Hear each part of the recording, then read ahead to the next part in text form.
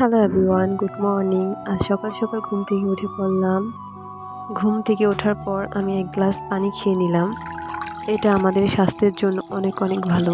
এর প্রতিটি মানুষের উচিত ঘুম থেকে উঠে এক গ্লাস পানি খাওয়া। তারপর ফ্রেশ হয়ে সকালের নাস্তাটা করে নিলাম। তারপর আমি আমার রুমের বিছানাটা সুন্দর করে গুছিয়ে নিলাম। বিছানা এলোমেলো থাকলে একটু ভালো লাগে না, তাই আমি সুন্দর করে এটাকে গুছিয়ে নিলাম।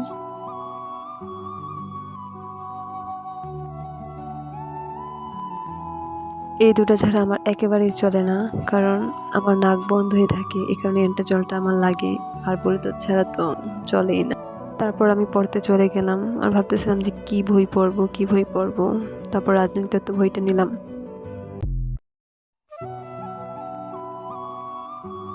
অনেক দিন ধরে স্কিন কেয়ার করা হয় না, তাই ভাবলাম আজকে একটু স্কিন কেয়ার করেই নিই।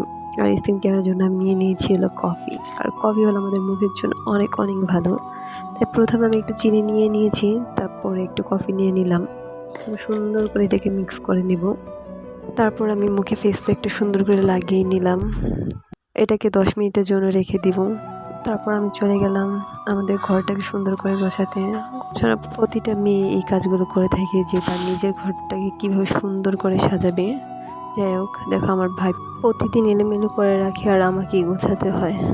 তারপর আমি সুন্দর করে ঘরটাকে ঝাড়ু দিয়ে নিলাম।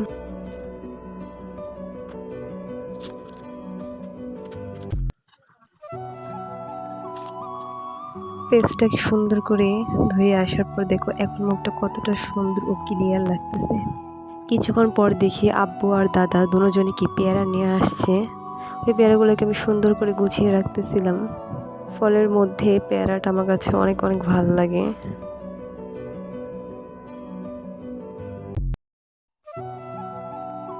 তারপরে দুপুরে খাওয়া দাওয়াটা করে নিলাম।